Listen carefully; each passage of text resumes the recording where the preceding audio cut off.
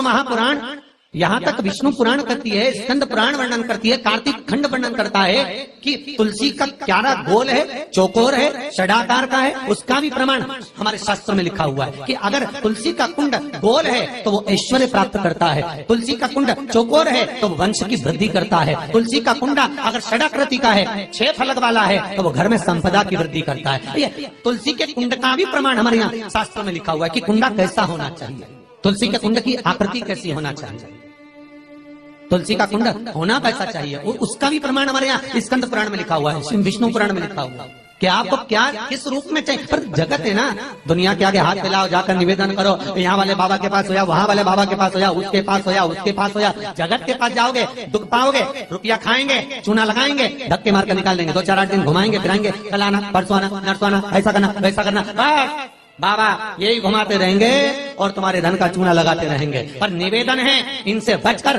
शिव की शरण में जाकर भगवान शास्त्र में जो लिखा है उसके अनुसार हम क्यों ना कर्म करें जिसका फल हम पा जाए, हम क्यों ना ऐसा कर्म करें जिसके फल को हम पा सकें, हम क्यों भ्रमित हुए। हमारे यहाँ तुलसी के कुंड का भी विधान है, गोल कुंडा है ऐश्वर्य देता, चौकोर कुंडा है। आप लोग कई बार देखे होंगे किसी किसी के यहाँ चौकोर तुलसी का क्यारा होता है, कुंडा होता है, वो वंश बड़ा, षडाकृति का है, वो धन देता है, संपदा। दोष हमारा है, हम तुलसी के कुंडे के नीचे शंकर जी को रख देते हैं, क्यों कि यहीं तुलसी जी को पानी चढ़ाएंगे, यहीं शंकर जी को चढ़ा देंगे। दोष, तुलसी के कुंड के नीचे हम सर्पदेव को रख देते हैं, नाग देवता रख देते हैं, पानी चढ़ाएंगे, पात्री रख देते हैं, नहीं, इसका दोष हम सबको स्वयं अगर गलती करते हैं तो स्वयं को। कैसा कुंड हो, 7 तरह के कुंडों का व्याख्यान तुलसी के रूप में कहा गया है। पहला गोल, दूसरा चौकोर, तीसरा षडाकृति, चौथा त्रिवेणी, 3 कोने वाला कुंडा। शास्त्र कहता है जिसके मार्ग घर में टुकड़े हो रहे हो, घर विभाजन की ओर हो रहा हो, तो 3 कोण का कुंडा घर में रखकर पूजा करने पर परिवार एक हो जाता है। 5वां, गार्डन में बिना कुंडे का, बिना कुंड का जो तुलसी का पौधा रोपित होता है, बिना कुंड के एक बगीचा जैसा बो दिया जाता है, तुलसी तुलसी उत्पन्न हो जाती है। महाराज वहां पर संपदा तो रहती है पर चिंता बहुत रहती है, टेंशन बहुत रहती है। क्यों?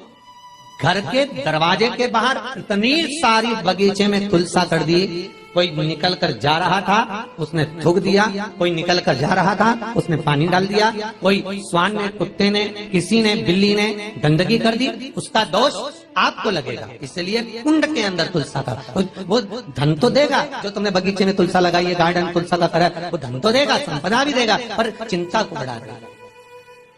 5 मारा। 6, तुलसी के कुंड को 3 धार पर लटका कर रखना। कई जगह पर आपने देखा होगा तुलसी का जो कुंडा होता है उसको 3 जो तार होते हैं, 3 जो चेन होती है उस पे लटकाया जाता है। महाराज विष्णु पुराण उसका भी व्याख्यान करते हैं। महाराज वहां व्यक्ति के कार्य उन्नति की सीढ़ी की ओर बढ़ जाते हैं। जैसे भोजन की थाली लग गई, भोजन तैयार हो गया, बस खाने बैठे हो और थाली खसक गई, समझ लेना कि तुलसी को अधर पर लटका कर रखा है। इसलिए कार्य तो हो रहे हैं, बनने वाले, 4 दिन बाद ये काम होने वाला है, 8 दिन बाद ये काम होने वाला है, लग रहा है कि इसमें इतना फल मिलेगा, लग रहा है इस व्यापार को करेंगे तो इतना फायदा हो जाएगा, सब कुछ करा, लाखों रुपए लगा भी दिया, थाली मालूम पड़े खसक गई, अधर लटका है। 7 क्रम है तुलसी के, ये 6ठा क्रम बता। तुलसी का 7वां क्रम, तुलसी का 7वां क्रम है।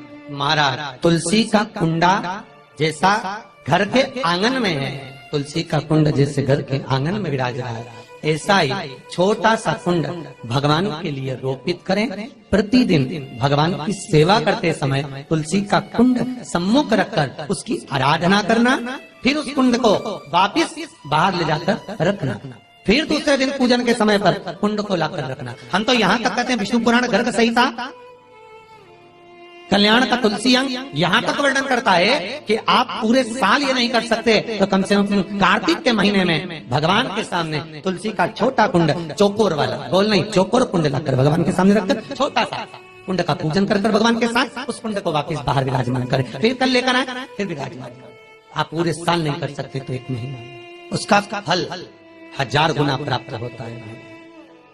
तो किस चीज के लिए कहा गया कि तुलसी का कुंडा एक बाहर हो, एक घर के अंदर मंदिर के सामने पूजन के लिए रखा जाए? तो कहते हैं उस घर में वैभव, सत्ता, संपदा, लक्ष्मी, समृद्धि, शांति की कभी कमी नहीं है, कभी प्राप्ति, सुख की, आनंद की। 7 तरह के कुंड, 7 तरह के तुलसी के रोग का वर्णन हमारे यहाँ विष्णु पुराण में किया गया। आप किस भाव से कर रहे हैं ये आप महाराज। स्त्रियों के, नारियों के जितने भी रोग होते हैं, बीमारियां होती हैं, रजोधर्म से जुड़ी हुई जो भी तकलीफें होती हैं, उसका भी व्याख्यान देवी भागवत में स्पष्ट कहा गया। गुलर का फूल अर्थात जो देवी जी को, माता जी को जो घंटी वाला फूल चढ़ता है लाल कलर का, गुलर का फूल माता के चरणों को छुआकर, तुलसी के पौधे का स्पर्श कराकर जो नारी को रजोधर्म से जुड़ी हुई परेशानियां होती हैं, उसके अंतर्गत वो फूल तुलसी का पौधा दिखाते हुए खिला दिया जाता है, तो 3 दिन में उसको 2 दिन में आराम लग जाता है, 2 या 3 दिन महाराज।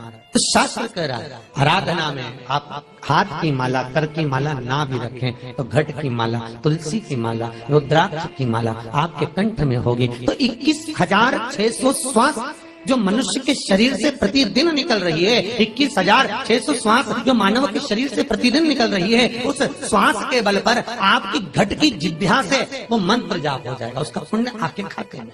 तुम्हारे गले में जो तुलसी की माला हो, तुम्हारे गले में जो रुद्राक्ष की माला हो, उसमें मन के 108 होना चाहिए या 108 से भी ज्यादा होना चाहिए, तब मनके की माला मत पहना गले में। बारीक बारीक मनके की कर लो, छोटे से छोटे मनके की कर लो, 100 से भी ज्यादा हो, 108 से भी ज्यादा हो। क्यों? क्योंकि गले में अगर तुलसी की माला होगी, गले में रुद्राक्ष की माला होगी, भले तुम्हारे मुख से नाम ना निकले, भले तुम्हारे हाथ में करमाला ना आए, भले तुम भगवान का नाम जपो ना जपो, भले तुम भगवान को भोग लगाओ ना लगाओ, भले तुम तीर्थ जाओ ना जाओ, पर गले में अगर तुलसी की माला या रुद्राक्ष की माला तुम्हारे गले में है तो चिंता मत करना, तुम्हारी श्वास जितनी निकलेगी, 21,600 श्वास जो मनुष्य के शरीर से प्रतिदिन निकल रही है, वो 21,600 श्वास के मनके का फल तुम्हें रोज का प्राप्त हो जाएगा। बस ध्यान रखना गले में मन का